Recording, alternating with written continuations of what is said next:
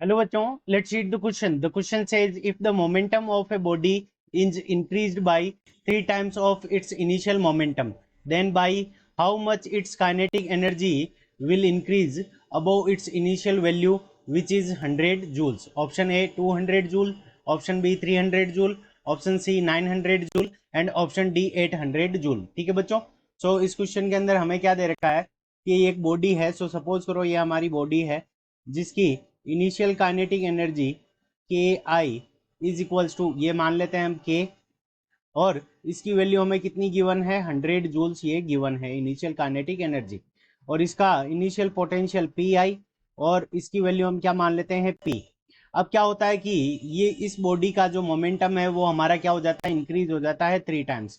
तो P F यानी final momentum हमारा क्या है 3 टाइम्स ऑफ इनिशियल मोमेंटम, और इनिशियल मोमेंटम की वैल्यू हमारी कितनी है पी है, और इसका हमें क्या निकालना है के फाइनल, और हमें क्या निकालनी है कि कितनी काइनेटिक एनर्जी बढ़ी है.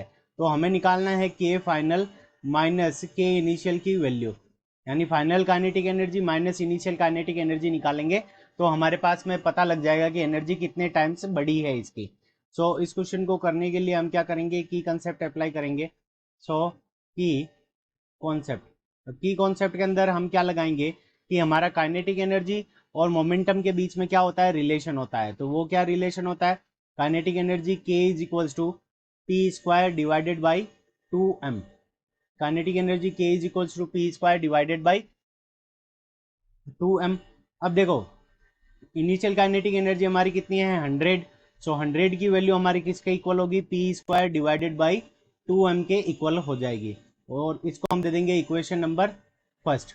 अब देखो हम निकालेंगे जब इसका मोमेंटम क्या हो जाए 3 टाइम्स हो जाए, तो उस कंडीशन के अंदर काइनेटिक एनर्जी क्या होगी, तो K2 मान लेते हैं. तो K2 इज इक्वल्स टू अब मोमेंटम कितना हो गया 3p हो गया. सो 3p square divided by 2m.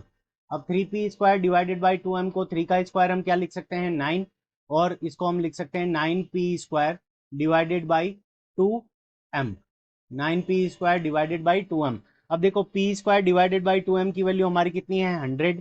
तो यहाँ पे K2 यानी जो फाइनल काइनेटिक एनर्जी है K2, इसकी वैल्यू हम क्या लिख सकते हैं 9 मल्टीप्लाइड बाई 100.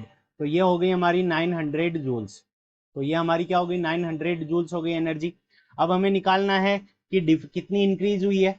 तो यहाँ से हम निकाल लेंगे K2 माइनस K1, या फिर इनिशियल काइनेटिक एनर्जी K. तो यहाँ से हो जाएगा 900 जूल्स माइनस 100 जूल्स. तो 900 में से 100 माइनस करेंगे तो इंक्रीज कितना आ जाएगा 800 जूल्स के लगभग इंक्रीज आ जाएगा. और सो ऑप्शन डी के अंदर हमें 800 जूल्स गिवन है. So option D is the correct answer of this question. I hope you understood it well. Best of luck. Thank you.